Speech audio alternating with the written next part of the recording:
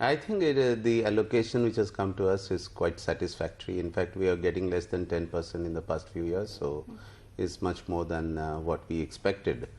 So I would say the government has really taken care of this sector in a very big way.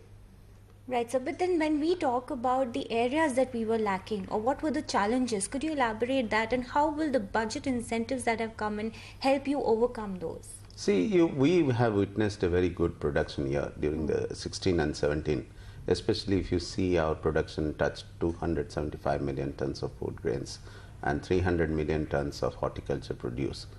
But there were some problems in terms of realizing the full value of those commodities, and that is why to some extent there has been tension in the minds of the farmer, because the price was in fact the issue. So if you see this budget, this budget has corrected that particular accent, and it has shifted it from production more towards marketing, supply chain, logistics, post harvest. So to that extent it's an excellent budget.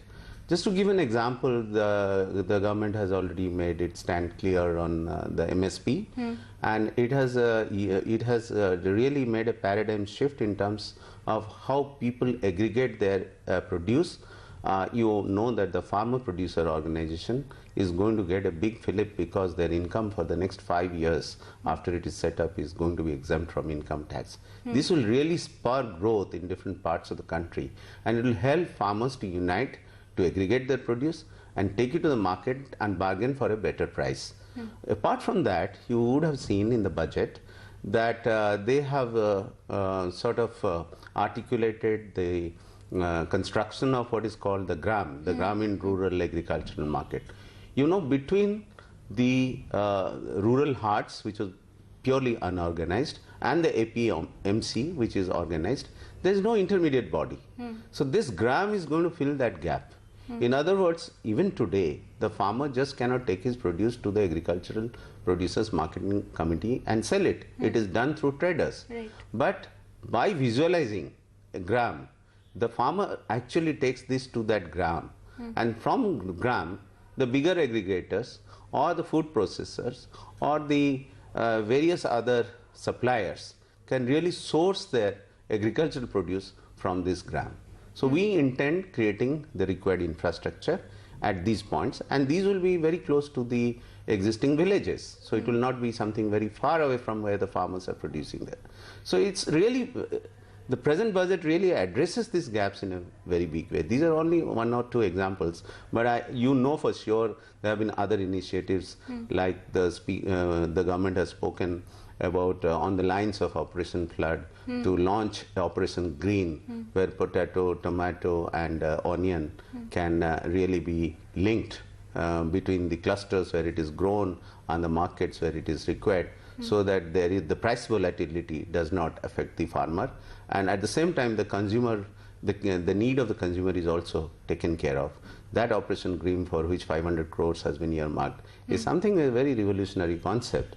And these issues were already there, but it's something which is very new. And just to give another example is the creation of the fund for dairy development, not dairy development, animal husbandry development, which will essentially focus not only on the traditional cow and buffalo, but also small ruminants like the goats, lambs, sheep. This will also get a very big fillip. And apart from the fishery development fund, which roughly between the two, it is 10,000 crore corpus which is going to be set up, and the state governments can access these funds for the development. The small ruminants never got a priority in our schemes in the past, but this is going to alter the landscape of the animal husbandry sector. And why I say that animal husbandry sector? Because in order to double farmers' income, we need to tap these potential which at present actually is neglected. So it's definitely something, I would say there is a paradigm shift in the way in which we are looking at agriculture. Right, so while you believe that there are many sections of the society, especially people from Swaraj Abhiyan and the farmer society we spoke to, they are saying that the calculation of the MSP will be critical because when there are two calculations which will be taken forward. Now, Niti Aayog has been given the task of going ahead and talking to ministries and doing the calculation, but as the Agriculture Secretary, what is your view? What should be the calculation there? See, the question is, of course, this has been tasked with the Niti Aayog, as you rightly said. So I have nothing much to comment on that. But what you would see, what the government has essentially articulated, is that the cost of cultivation, the cultivation cost plus 50% should reach the farmers. And that is what the guarantee the government has given. There are several commodities in which the 50% more than the cost of cultivation even at present is not been given.